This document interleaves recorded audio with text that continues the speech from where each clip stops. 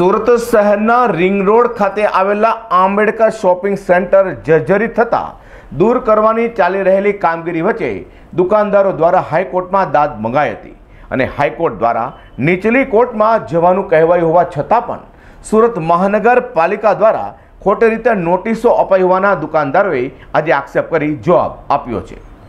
સુરતના ring road પર આવેલા આંબેડકર શોપિંગ સેન્ટર આજથી 42 વર્ષ પહેલાં એટલે કે 13મી જુલાઈ 1980માં સુરત મનપા દ્વારા બનાવી હરાજી કરાયું હતું। તે સમયે 84 દુકાનો હાલના વેપારીઓએ લીધી હતી।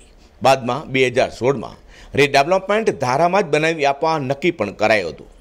જોકે આજ દિન સુધી અગાઉ જે શોપિંગ સેન્ટર કે પછી ટેનામેન્ટ રીડેવલપમેન્ટ કરવા લીધા હોય તે આજ દિન સુધી તેની કોઈ જ કામગીરી કરાઈ નથી, જેને લઈને આ બધા દુકાનદારોએ સુરત મનપા સામે આક્ષેપો કર્યા હતા અને હાઈકોર્ટમાં દાદ માંગવામાં આવી હતી, જ્યાંથી હાઈકોર્ટ દ્વારા નીચલી કોર્ટમાં જવાનો આદેશ આપ્યો હતો। જોકે સુરત મહાનગરપાલિકા દ્વારા ખોટી રીતે દુકાનો ખાલી કરાવવાની નોટિસો દુકાનદારોને અપાઈ હોવાનો પણ આક્ષેપ દુકાનદારોએ કર્યો હતો। સાથે દુકાનદારોએ એવું પણ કહ્યું હતું કે માન દરવાજા ટેનામેન્ટ પણ રીડેવલપમેન્ટ કરવાનું હોય જેને હજુ સુધી ખાલી કરાવાયું નથી અને કોમર્શિયલ કોમ્પ્લેક્સને ખાલી કરાવવા મનપા દ્વારા દાદાગીરી કરાતી હોવાનો આક્ષેપ કરી दुकानदारों न्याय मांग करी थी। ये सच्ची हकीकत नहीं है। अब कोर्ट के अंदर जो हमारा केस चला, कोर्ट के अंदर हमको ये ऑर्डर दिया है कि आप लोग ऑल्टरनेटिव रेमेडीज यूज़ करो या अंडर रैंक एक्ट आप लोग नीचे डिस्ट्रिक्ट कोर्ट में अप्लाई करो, तो आप लोग का जो भी है जो वहाँ से चुकादा आएगा वो फाइनल है। मगर एसएमसी ने ऐसा आज पेपर में दिया है कि हम लोग केस हार गए हैं और हमारे को एक नोटिस दिया है कि 24 घंटे के अंदर आप लोग ये जगह खाली करके चले जाओ। मगर कोर्ट का ये प्रोसीजर होता है कि 30 दिन का अपने को एप्लीकेशन का टाइम मिलता है। वो हम लोग एप्लीकेशन भी कर चुके हैं और ये उसका एप्लीकेशन नंबर है जो कोर्ट के अंदर रिसीव भी हो चुका है। तो ये बात एकदम गलत है कि हम लोग कोर्ट में केस हार चुके हैं। કેટલા વર્ષોથી તમારા અહીંયા જે વેપારી બધા છે દુકાનો? हम लोग यहाँ पे 40 साल से बैठे हुए हैं और 40 साल पहले इन लोगों ने हराजी में हमको ये दुकानें दी थी और उसके बाद जो नॉमिनल रेंट होता है वो नॉमिनल रेंट लिया था। हराजी भी उतनी थी जो जंतरी का भाव होता था उससे भी ज़्यादा। आज हम 40 साल से यहाँ पे इनका रेंट भी चुका रहे हैं और ये लोग हमको इस तरह बोल रहे हैं कि हमको रीडेवलपमेंट करना है और हमको रीडेवलपमेंट के लिए जगह खाली चाहिए।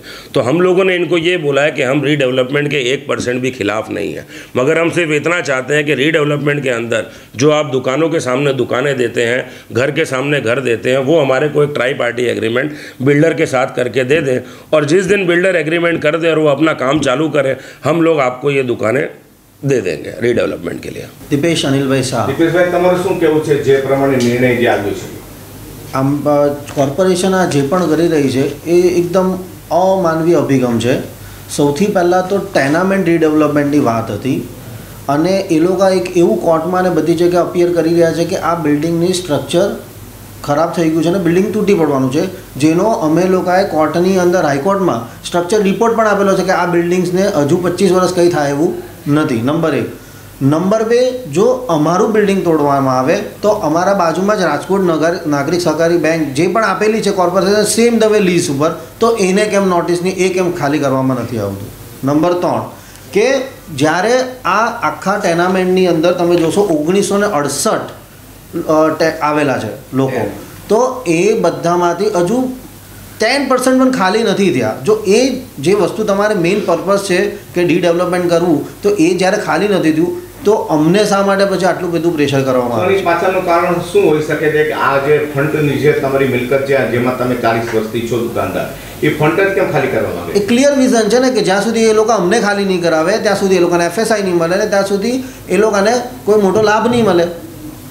અને અમારી તો એક જ માંગણી છે, આ સરકારનું 2016નું રાજ્ય સરકારનું રીડેવલપમેન્ટ પોલિસી છે એની અંદર ક્લિયર કટ મેન્શન કરેલું છે કે ભાઈ રેસિડેન્શિયલની સામે રેસિડેન્શિયલ અને કોમર્શિયલની સામે કોમર્શિયલ। અમે એમને એટલું કીધું અમને તમે રાઇટઅપમાં આપી દે કોર્પોરેશન કે ભાઈ તમે આ પ્રમાણે તમને સામે મળી જશે, ધેટ્સ ઓલ। અમારે બીજું કોઈ ડિમાન્ડ નથી એક્સ્ટ્રા।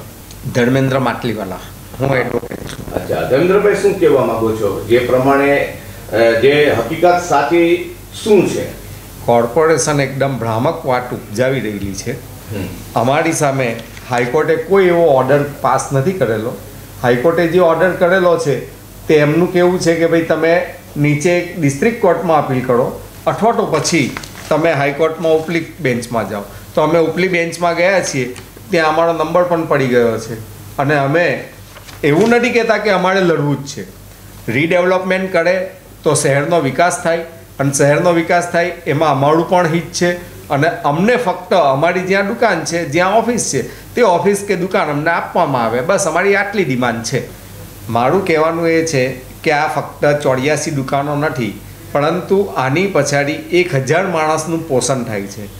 એસએમસી 1000 માણસને રસ્તા પર લાવી દેવાની ફિરાકમાં છે, અને એવું જો કરશે તો અમાનવીય કૃત્ય કહેવાશે. એક મહત્વની બાબત તો એવી છે કે કોર્પોરેશને 4 વખત ટેન્ડર બહાર પાડ્યું, પરંતુ હજી સુધી કોઈ પણ વ્યક્તિએ ટેન્ડર ભરેલું નથી. તો શા માટે આટલી બધી ઝડપથી અમને ખાલી કરાવવાની કોશિશ કરવામાં આવે છે? એની પછાડી એમનો શું ઈરાદો છે તે સમજ પડતી નથી. હાલ તો રિંગ રોડના આંબેડકર શોપિંગ સેન્ટરના દુકાનદારોને પોતાની રોજીરોટી છીનવાઈ જવાનો ડર સતાવી રહ્યો છે. અને આ માત્ર 84 દુકાનદારો જ નહીં, પરંતુ તેના ઘરના સહિત 500થી 1000 લોકો હાલ આ પોતાની રોજીરોટી છીનવાય તેવું લાગી રહ્યું છે. જોકે મનપા દ્વારા દુકાનદારોના હિતમાં કેવો નિર્ણય કરાય છે તે તો આવનાર સમય બતાવશે. અઝર કુર્સી સાથે પ્રકાશવાળા.